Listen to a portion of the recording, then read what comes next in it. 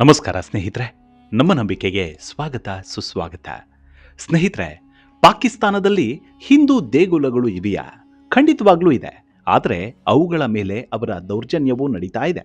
ಅದರಲ್ಲೂ ಕರಾಚಿಯಲ್ಲಿರುವ ಒಂದು ದೇಗುಲವನ್ನ ಆ ಪಾಕಿಗಳು ಶೌಚಾಲಯದಂತೆ ಮಾಡ್ಕೊಂಡಿದ್ದಾರೆ ಅಂದ್ರೆ ನಂಬ್ತೀರಾ? ಹೌದು, ಇಂಥದ್ದೊಂದು ಹೀನ ಕೃತ್ಯವನ್ನ ಅಲ್ಲಿನ ನೀಚರು ಮಾಡ್ತಿದ್ದಾರೆ. ಹಾಗಿದ್ರೆ ಆ ದೇಗುಲ ಯಾವುದು? ಅದರ ಹಿನ್ನೆಲೆ ಏನು? ಅದರ ದುಸ್ಥಿತಿ ಅದೆಷ್ಟು ಕೆಟ್ಟದಾಗಿದೆ ಅನ್ನೋದನ್ನ ಈ ಸಂಚಿಕೆಯಲ್ಲಿ ಹೇಳ್ತಾ ಹೋಗ್ತೀನಿ. ಅದಕ್ಕೂ ಮುನ್ನ ನಮ್ಮ ನಂಬಿಕೆಗೆ ನಿಮ್ಮ ಬೆಂಬಲವಿರಲಿ. ಎಲ್ಲ ವಿಧದ ತ್ವಚೆಯ ಸಮಸ್ಯೆಗಳಿಗೆ ಧೀಮಹಿ ಪ್ರಾಡಕ್ಟ್ ರಾಮಬಾಣದಂತೆ ಕೆಲಸ ಮಾಡುತ್ತೆ. ಕೇವಲ 3 ದಿನದಲ್ಲೇ ವ್ಯತ್ಯಾಸ ನೋಡ್ತೀರಾ. ಯಾವುದೇ ಅಡ್ಡ ಪರಿಣಾಮಗಳಿಲ್ಲ.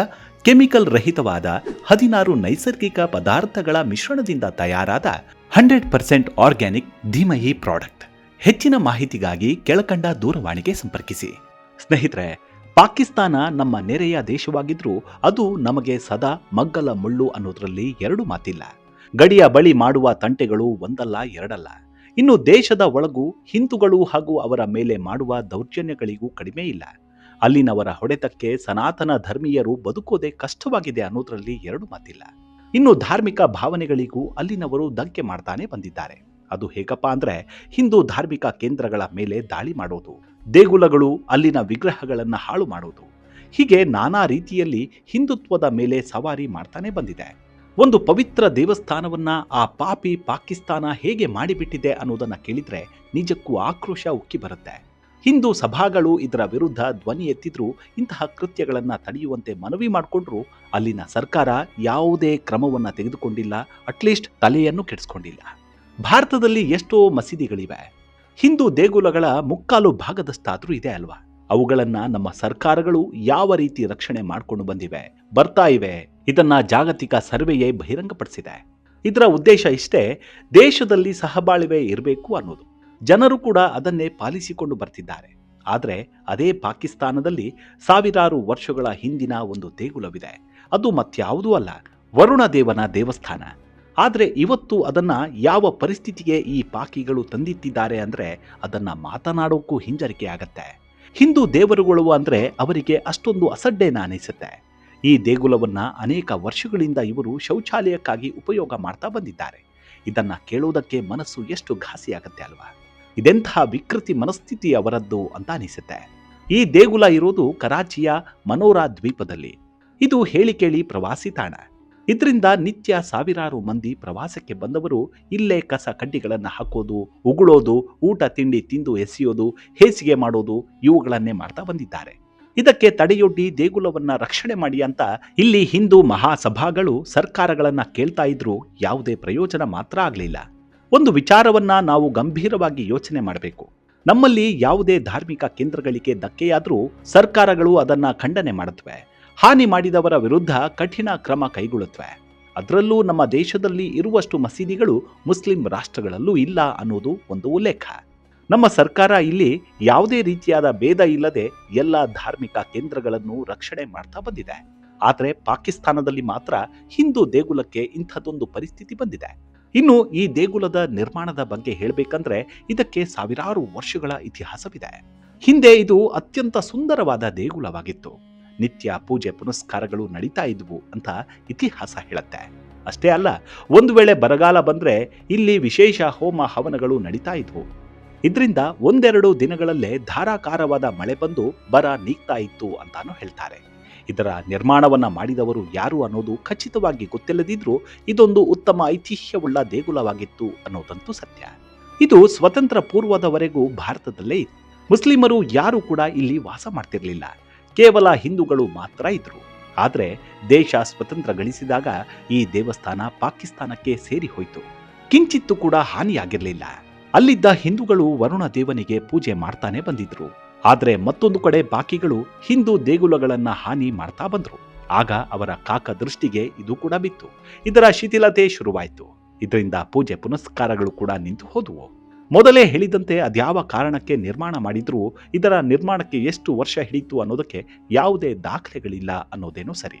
ಆದರೆ ಸುಮಾರು 10ನೇ ಶತಮಾನದಲ್ಲಿ ಇದನ್ನ ಕಟ್ಟಲಾಗಿದೆ ಅಂತ ಹೇಳಲಾಗತ್ತೆ. ಆದರೂ 16ನೇ ಶತಮಾನದಲ್ಲಿ ಈ ದೇವಸ್ಥಾನವನ್ನ ಶ್ರೀಮಂತ ಕುಟುಂಬವೊಂದು ಹರಾಜಿನಲ್ಲಿ ಖರೀದಿ ಮಾಡಿತು. ಆ ಕುಟುಂಬವೇ ಅದನ್ನ ನಿರ್ವಹಣೆ ಮಾಡಿಕೊಂಡು ಬಂದಿತ್ತು. ಆದರೆ ಇದು ಭಾರತದ ಒಳಗೆ ಇರೋ ತನಕ ಇದಕ್ಕೆ ಯಾವ ಧಕ್ಕೆಯೂ ಬಂದಿರಲಿಲ್ಲ. ಆದರೆ ಪಾಕಿಗಳ ಕೈಗೆ ಹೋಗುತ್ತಲೇ ಇದರ ಅವನತಿ ಶುರುವಾಯಿತು. ಅಲ್ಲಿಂದ ಪೂಜೆಗಳು ನಡೆಯುವುದು ಕೂಡ ಕಡಿಮೆಯಾದವು. ಕಾಲಾನಂತರದಲ್ಲಿ ಪೂಜೆ ಪುನಸ್ಕಾರಗಳು ಸಂಪೂರ್ಣ ನಿಂತೆ ಹೋದವು. ಪಾಕಿಸ್ತಾನೀಯರ ಪಾಪದ ಕೆಲಸಗಳು ಹೆಚ್ಚಾದವು. ಸದ್ಯ ಈ ಪ್ರದೇಶದ ಸುತ್ತಮುತ್ತ ಒಂದು ಹಿಂದೂ ಕುಟುಂಬಗಳು ವಾಸ ಮಾಡ್ತಿವೆ. ಅವರಂತೂ ಇದನ್ನ ನೋಡಿ ಅಸಹಾಯಕತೆಯಿಂದ ಇದ್ದಾರೆ. ಸಂಬಂಧಪಟ್ಟವರಿಗೆ ಮನವಿ ಮಾಡಿ ಸಾಕಾಗಿ ಹೋಗಿದ್ದಾರೆ. ಇನ್ನು ಈ ದೇಗುಲದಲ್ಲಿ ಇರುವ ದೇವರುಗಳ ಬಗ್ಗೆ ಹೇಳಬೇಕಂದ್ರೆ, ಒಳಗಡೆ ವರುಣದೇವನ ವಿಗ್ರಹ ಇದೆ, ಜೊತೆಯಲ್ಲೇ ಒಂದು ಶಿವಲಿಂಗ ಇದೆ, ಹಾಗೆ ಒಂದು ಗಣೇಶನ ದೇಗುಲ ಕೂಡ ಇದೆ. ಆದರೆ ಈಗ ಅವೆಲ್ಲವೂ ಯಾವುದೇ ಪೂಜೆ ಪುನಸ್ಕಾರಗಳು ಇಲ್ಲದೆ ಅನಾಥವಾಗಿವೆ. ಯಾವ ವಿಗ್ರಹಗಳು ನಿತ್ಯ ಪೂಜೆ ಪುನಸ್ಕಾರ ಅರ್ಚನೆಗೆ ಭಾಜನವಾಗ್ತಿದ್ವೋ ಅವೆಲ್ಲವೂ ಇವತ್ತು ಪಾಕಿಗಳ ಅಸಹ್ಯತನಕ್ಕೆ ತುತ್ತಾಗಿವೆ. ಹಾಗೆ ನೋಡ್ತಾ ಬಂದರೆ ದೇಗುಲದ ಗೋಡೆಗಳ ಅನೇಕ ಬರಹಗಳಿವೆ. ಅದರಲ್ಲಿ ಕೆಲವು ದೇವನಗರಿ ಹಾಗೂ ಸಿಂಧಿಯಲ್ಲಿವೆ. ದೇವನಗರಿಯಲ್ಲಿ ಇರುವ ಬರಹ ಏನನ್ನ ಹೇಳುತ್ತೆ ಅಂದ್ರೆ, ಓಂ ನಮೋ ವರುಣ ದೇವಾಯ ನಮಃ ಅಂತಿದೆ. ಆದರೆ ಸಿಂಧಿಯಲ್ಲಿರುವ ಬರಹ ಸಿಂಧಿಯ ಅರಸ ಹರಿಲಾಲ್ ಸಿಂಧಿಯಾನ ದಾಸಿಯ ಮಕ್ಕಳ ನೆನಪಿಗಾಗಿ ಇದನ್ನ ನಿರ್ಮಾಣ ಮಾಡಲಾಗಿದೆ ಅಂತ ಹೇಳುತ್ತೆ. ಆದರೆ ಹರಿಲಾಲ್ ಸಿಂಧಿಯಾಗೂ ದಾಸಿಗೂ ಸಂಬಂಧವೇನು? ಆ ದಾಸಿಯ ಮಕ್ಕಳ ನೆನಪಿಗಾಗಿ ಇದನ್ನ ನಿರ್ಮಾಣ ಮಾಡಿರೋದು ಯಾಕೆ? ಅವರು ಯಾವ ತ್ಯಾಗ ಮಾಡಿದ್ರು ಅನ್ನೋದ್ರ ಬಗ್ಗೆ ಹೆಚ್ಚಿನ ಮಾಹಿತಿ ಇಲ್ಲ. ಅದೇ ರೀತಿ ಆ ಅರಸನ ನಂತರ ಅವರ ಮನೆತನ ಏನಾಯ್ತು ಅನ್ನೋದು ಕೂಡ ಸರಿಯಾಗಿ ಗೊತ್ತಾಗಿಲ್ಲ. ಮತ್ತೊಂದು ವಿಚಾರ ಏನಪ್ಪಾ ಅಂದ್ರೆ, ಈ ದೇಗುಲ 19ನೆಯ ಶತಮಾನದ ಆರಂಭದಲ್ಲಿ ನಶಿಸೋಕೆ ಶುರುವಾಯಿತು. ಕಂಬಗಳು ಕಮಾನುಗಳು ಬೀಳಲು ಪ್ರಾರಂಭವಾದವು. ಆಗ ಒಂದಷ್ಟು ಹಿಂದೂಗಳು ಸೇರಿ ಅದನ್ನ ದುರಸ್ತಿ ಮಾಡಿದ್ರು. ಇದಾದ ನಂತರ ಪೂಜೆಗಳು ಮತ್ತೆ ನಡೆಯುತ್ತಿದ್ವು. ಇಷ್ಟಾದ ಮೇಲೆ ದೇಶಕ್ಕೆ ಸ್ವತಂತ್ರ ಬಂತು. ಈ ದೇಗುಲ ಪಾಕಿಸ್ತಾನದ ಪಾಲಾಯಿತು. ನಂತರದಲ್ಲಿ ಅಲ್ಲಿಗೆ ಸೇರಲ್ಪಟ್ಟ ಒಂದಷ್ಟು ಹಿಂದೂಗಳಿಂದ ದಿನನಿತ್ಯ ಪೂಜೆ ಸಾಗ್ತಾ ಇತ್ತು. ಆದರೆ ಈ ಪವಿತ್ರ ದೇವಸ್ಥಾನದ ಮೇಲೆ ಪಾಕಿಗಳು ಕಣ್ಣಾಕಿದ್ರು. ಇದರ ಮೇಲೆ ಆಕ್ರಮಣ ಮಾಡಿ ಹಾಳುಗೆಡವಿದ್ರು. ಒಂದು ಕಡೆಯಿಂದ ನಾಶ ಮಾಡ್ತಾ ಬಂದ್ರು.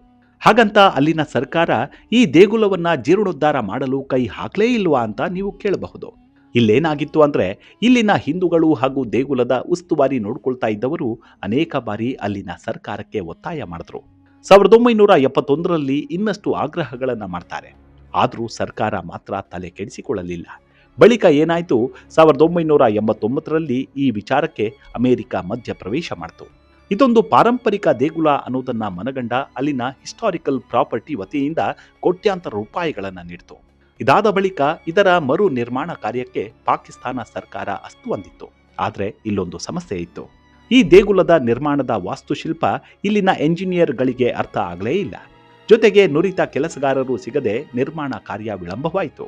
ಜೊತೆಗೆ ಸೂಕ್ತ ವಿವೇಚನೆ ಇಲ್ಲದೆ ಮೂಲ ರೂಪಕ್ಕೆ ಧಕ್ಕೆ ತರಲಾಯಿತು. ಆದರೂ ಹಾಗೂ ಹೀಗೂ ಒಂದಷ್ಟು ರಿಪೇರಿ ಕೆಲಸ ಆಗ್ತಾ ಇದ್ವು. ಹೀಗಿರುವಾಗಲೇ ಭಾರತದಲ್ಲಿ ಬಾಬರಿ ಮಸೀದಿ ವಿವಾದ ತೀವ್ರವಾಗಿತ್ತು. ಯಾವಾಗ ಬಾಬರಿ ಮಸೀದಿ ಧ್ವಂಸವಾಯಿತೋ ಆಗ ಇದರ ದುರಸ್ತಿ ಕೆಲಸಕ್ಕೂ ಕೊಕ್ಕೆ ಬೀಳ್ತು. ಅಷ್ಟೇ ಅಲ್ಲ, ಬಾಬರಿ ಮಸೀದಿ ಬೀಳ್ತಾ ಇದ್ದಂತೆ ಇತ್ತ ದಾಳಿಕೋರರು ಇದೇ ದೇವಸ್ಥಾನದ ಮೇಲೆ ದಾಳಿ ಇಟ್ರು. ಇಲ್ಲಿ ಕೆಲಸ ಮಾಡ್ತಿದ್ದ ಕೆಲಸಗಾರರ ಮೇಲೆ ಹಲ್ಲೆ ನಡೆಸಿದ್ರು. ನಿರ್ಮಾಣ ಹಂತದಲ್ಲಿದ್ದ ಕಟ್ಟಡದ ಭಾಗಗಳನ್ನು ಬೀಳಿಸಿದ್ರು. ಇದರಿಂದ ನಿರ್ಮಾಣ ಕಾರ್ಯಕ್ಕೆ ದೊಡ್ಡ ಹಿನ್ನಡೆ ಆಯಿತು. ಅಲ್ಲಿಗೆ ಇದರ ದುರಸ್ತಿ ಕಾರ್ಯ ಸಂಪೂರ್ಣವಾಗಿ ನಿಂತು ಹೋಯಿತು. ಕಿಡಿಗೇಡಿಗಳಿಗೆ ಇದು ಸ್ವರ್ಗವಾಗಿ ಹೋಯಿತು. ಇದೊಂದು ಹಿಂದೂಗಳ ಪವಿತ್ರ ಧಾರ್ಮಿಕ ಕೇಂದ್ರ. ಅವರ ಭಾವನೆಗೆ ಧಕ್ಕೆ ಮಾಡಬಾರದು ಅನ್ನೋದನ್ನು ಗಣನೆಗೆ ತೆಗೆದುಕೊಳ್ಳದೆ ಇದನ್ನ ಹಾಳು ಮಾಡುವ ಕಾರ್ಯವನ್ನ ಮುಂದುವರಿಸಿಯೇ ಬಿಟ್ರು. ಎಲ್ಲ ವಿಧದ ತ್ವಚೆಯ ಸಮಸ್ಯೆಗಳಿಗೆ ಧೀಮಹಿ ಪ್ರಾಡಕ್ಟ್ ರಾಮಬಾಣದಂತೆ ಕೆಲಸ ಮಾಡುತ್ತೆ. ಕೇವಲ 3 ದಿನದಲ್ಲೇ ವ್ಯತ್ಯಾಸ ನೋಡ್ತೀರಾ. ಯಾವುದೇ ಅಡ್ಡ ಪರಿಣಾಮಗಳಿಲ್ಲ. ಕೆಮಿಕಲ್ ರಹಿತವಾದ 16 ನೈಸರ್ಗಿಕ ಪದಾರ್ಥಗಳ ಮಿಶ್ರಣದಿಂದ ತಯಾರಾದ 100% ಆರ್ಗ್ಯಾನಿಕ್ ಧೀಮಹಿ ಪ್ರಾಡಕ್ಟ್. ಹೆಚ್ಚಿನ ಮಾಹಿತಿಗಾಗಿ ಕೆಳಕಂಡ ದೂರವಾಣಿಗೆ ಸಂಪರ್ಕಿಸಿ. ಇವತ್ತು ನಿಜಕ್ಕೂ ಇದು ದೇವಸ್ಥಾನವಾ ಅನ್ನೋ ಅನುಮಾನ ಬರುತ್ತೆ. ಅಷ್ಟೊಂದು ಹೇಸಿಗೆಯನ್ನ ಈ ದೇವಸ್ಥಾನದಲ್ಲಿ ಮಾಡಿಟ್ಟಿದ್ದಾರೆ. ಇಲ್ಲಿರುವ ಅಲ್ಪ ಸ್ವಲ್ಪ ಹಿಂದೂಗಳು ದೇಗುಲವನ್ನ ಜೀರ್ಣೋದ್ಧಾರ ಮಾಡಿ ಅಂತ ಮನವಿ ಮಾಡ್ತಾನೇ ಇದ್ದಾರೆ. ಒಂದು ವೇಳೆ ಆ ಕಾರ್ಯ ಆಗದೇ ಇದ್ರೂ ಪರವಾಗಿಲ್ಲ, ಹೊಲಸು ಮಾಡುವುದನ್ನ ಮಾತ್ರ ತಪ್ಪಿಸಿ ಅಂತ ಕೇಳಿಕೊಳ್ತಿದ್ದಾರೆ. ಆದರೆ ಅಲ್ಲಿನ ಸರ್ಕಾರ ಮಾತ್ರ ಈ ಮನವಿಗೆ ಕಿವಿ ಕೊಡ್ತಾನೇ ಇಲ್ಲ. ಭಾರತ ಪಾಕಿಸ್ತಾನ 2 ನೆರೆ ರಾಷ್ಟ್ರಗಳು. ನಾವು ಅದರ ತಂಟೆಗೆ ಹೋಗದೇ ಇದ್ರೂ ಆ ದೇಶ ತಾನಾಗೆ ಬಂದು ನಮ್ಮ ಮೇಲೆ ತಕರಾರು ಮಾಡ್ತಿದೆ. ಅದಕ್ಕೆ ಸರಿಯಾಗಿ ಅನುಭವಿಸ್ತಾನೂ ಇದೆ. ಆದರೆ ಭಾರತ ಇಲ್ಲಿರುವ ಮುಸ್ಲಿಮರ ಧಾರ್ಮಿಕ ಭಾವನೆಗೆ ಧಕ್ಕೆ ತರುವ ಕೆಲಸ ಮಾಡ್ತಿಲ್ಲ. ಇಲ್ಲಿನ ಸರ್ಕಾರ ಹಿಂದೂ ದೇಗುಲಗಳಿಗೆ ಯಾವ ರೀತಿಯ ರಕ್ಷಣೆ ನೀಡ್ತಿದೆಯೋ ಹಾಗೆ ಮಸೀದಿಗಳಿಗೂ ನೀಡ್ತಾ ಬಂದಿದೆ. ಆದರೆ ಅದೇ ಪಾಕಿಸ್ತಾನ ಒಂದು ಹಿಂದೂ ದೇಗುಲವನ್ನ ಇಷ್ಟೊಂದು ಕಡೆಗಣಿಸಿ ನೋಡ್ತಾ ಇರೋದನ್ನ ಮಾತ್ರ ಯಾವ ಧರ್ಮೀಯರು ಕೂಡ ಕ್ಷಮಿಸಲಾರರು. ಮುಂದಿನ ಸಂಚಿಕೆಯಲ್ಲಿ ಮತ್ತೆ ಸಿಗೋಣ.